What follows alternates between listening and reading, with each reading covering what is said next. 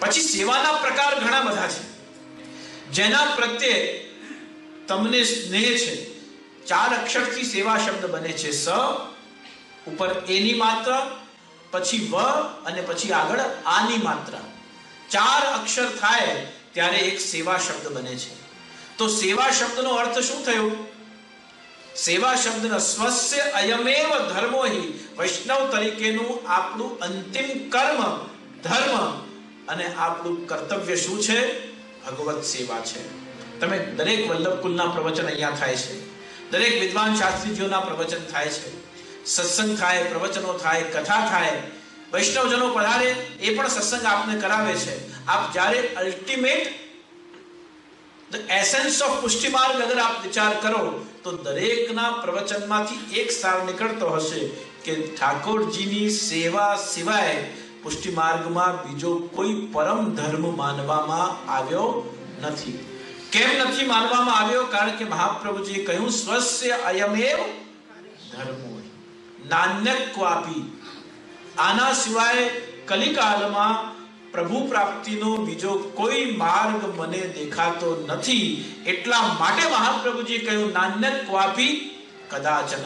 અને મહાપ્રભુજીએ આગળની પણ ભવિષ્યવાણી કરી કદાચન,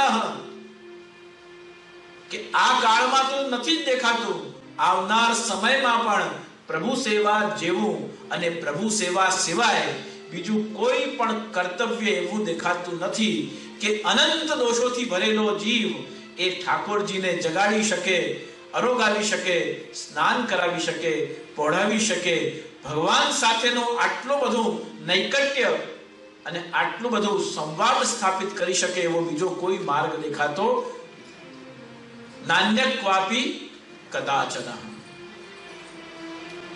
એટલે સેવા શબ્દનો 4 અક્ષરથી અર્થ થાય છે.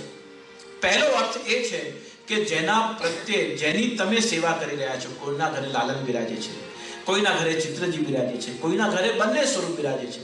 4 સ્વરૂપની સેવા થાય છે.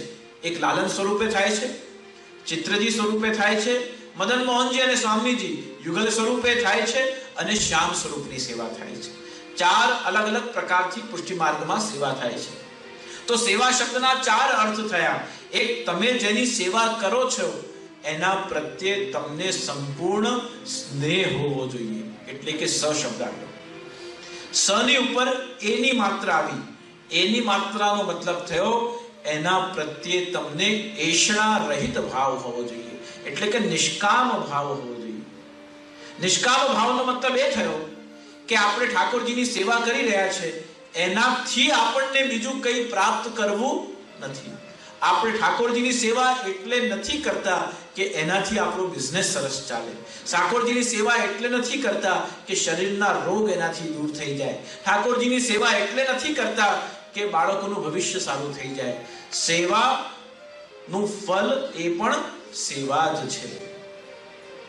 આ જે શરીરમાં કેટલા બધા મલમૂત્ર આદિ, પ્રસ્વેદ આદિ કેટલા બધા દુર્ગુણો અંદર ભર્યા છે, છતાં પણ આ દેહથી, આ શરીરથી તમે ભગવાનની સેવા કરી ઠાકોરજીનો સ્પર્શ કરી શકો છો.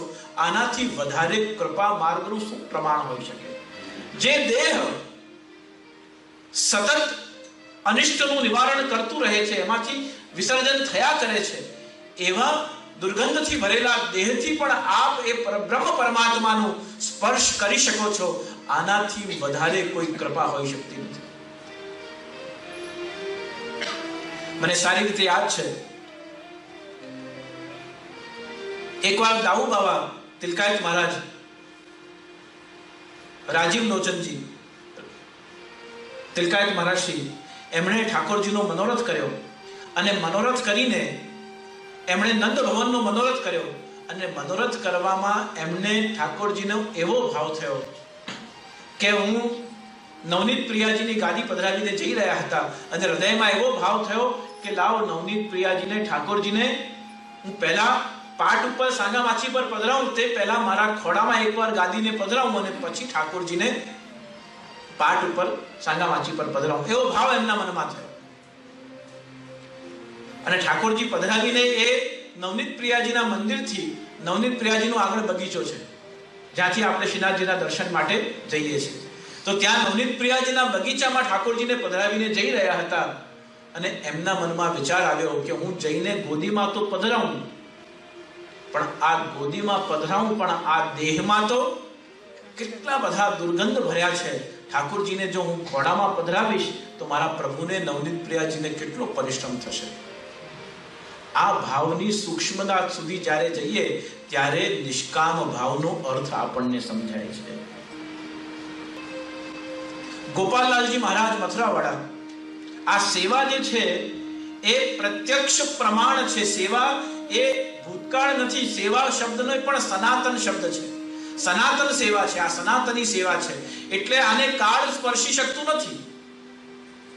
આપણે એવું નથી કહી શકાતું કે ઠાકોરજીએ ગૌચારણ કર્યો હતો, ઠાકોરજીનો રાસ થયો હતો, માખણ ચોરી લીલા કરી હતી, વેણુવાદન થયું હતું.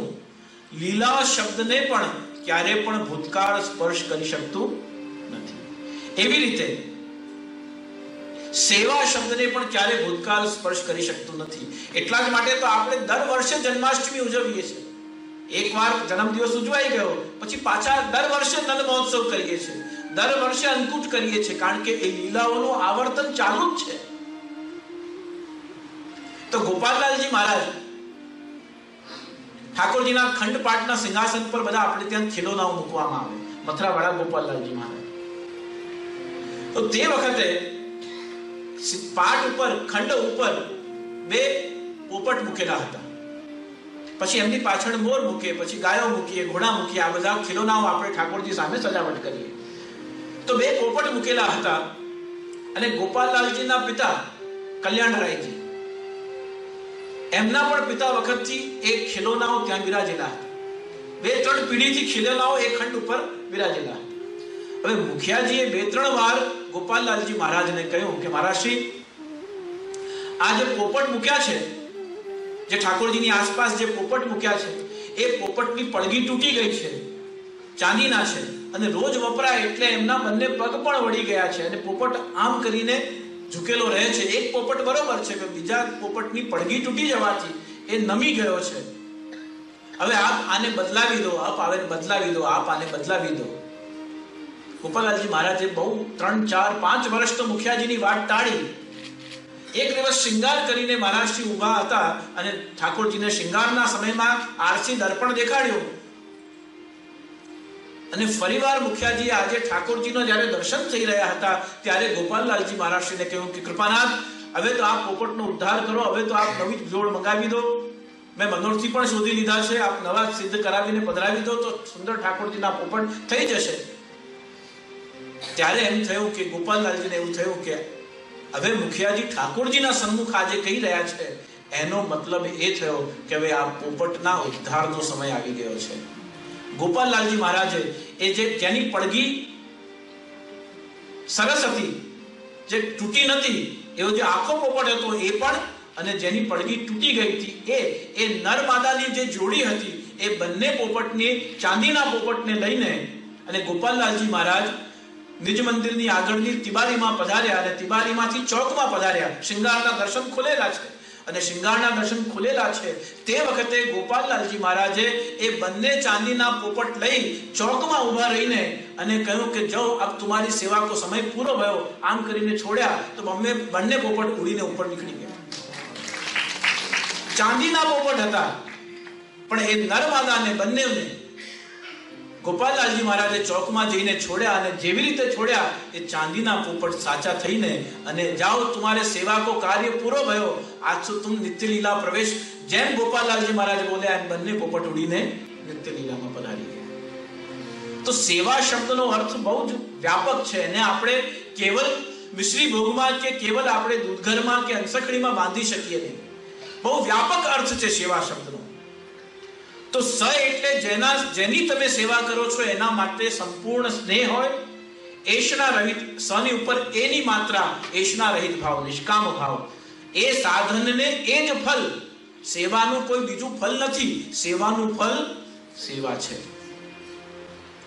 આ અનેક વિકૃતિઓથી ભરેલા દેહથી આપણે ઠાકોરજીનો સ્પર્શ કરી શકીએ એનાથી મોટું બીજું કોઈ ફળ નથી.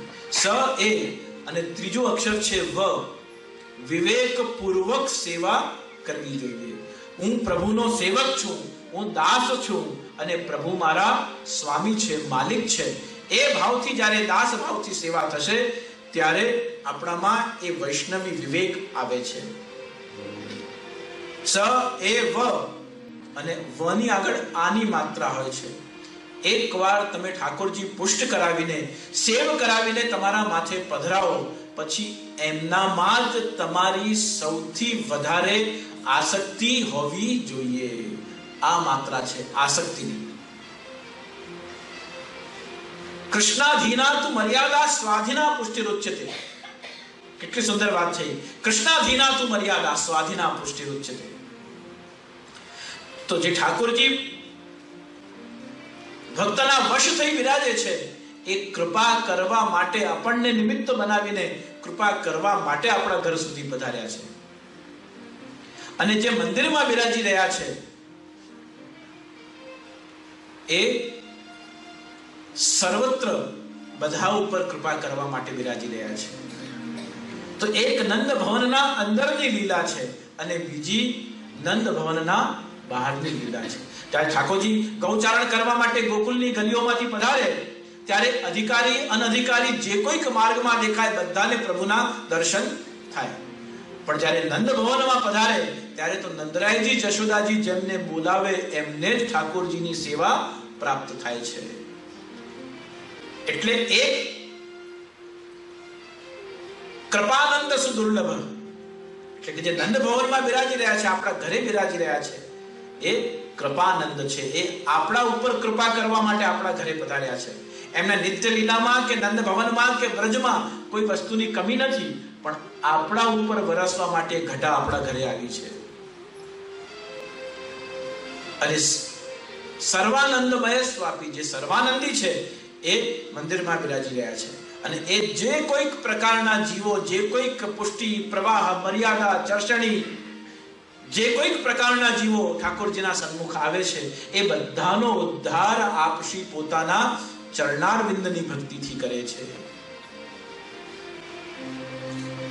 તો આ પ્રકારે સ એ વ અને આ પ્રકારે ભક્તિ થાય ત્યારે ચારે ક્રમથી આપણા ત્યાં સેવાનો ક્રમ પૂર્ણ થાય છે.